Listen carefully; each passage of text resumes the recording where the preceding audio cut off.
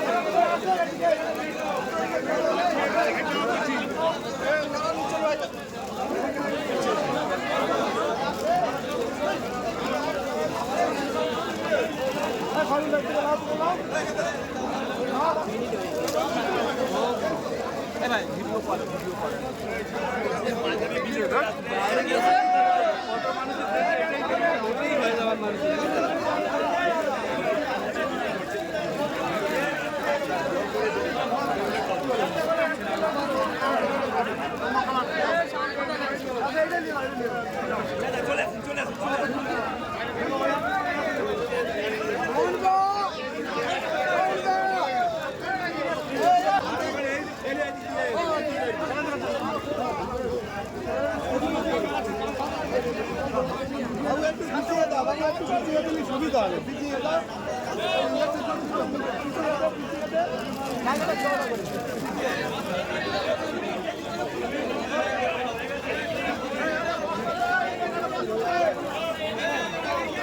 বস্তা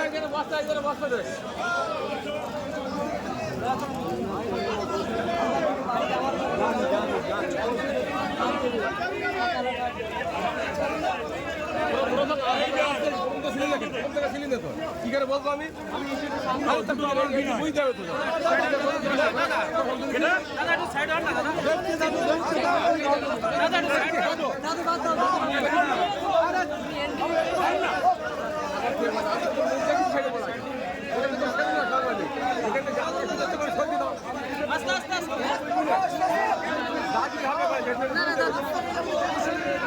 আরে তুমি চেপে দাও না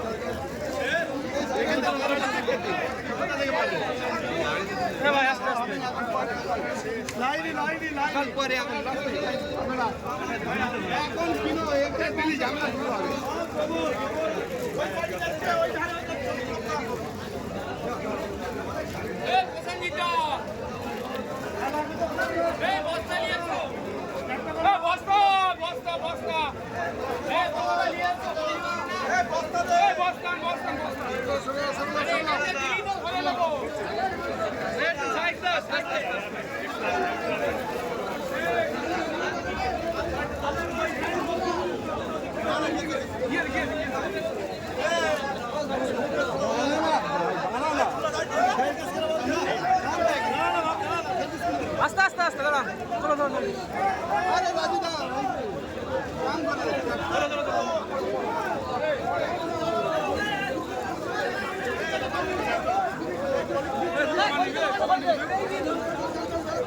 চলো চলো চলো দাদা চলো জমা জমা জমা জমা জমা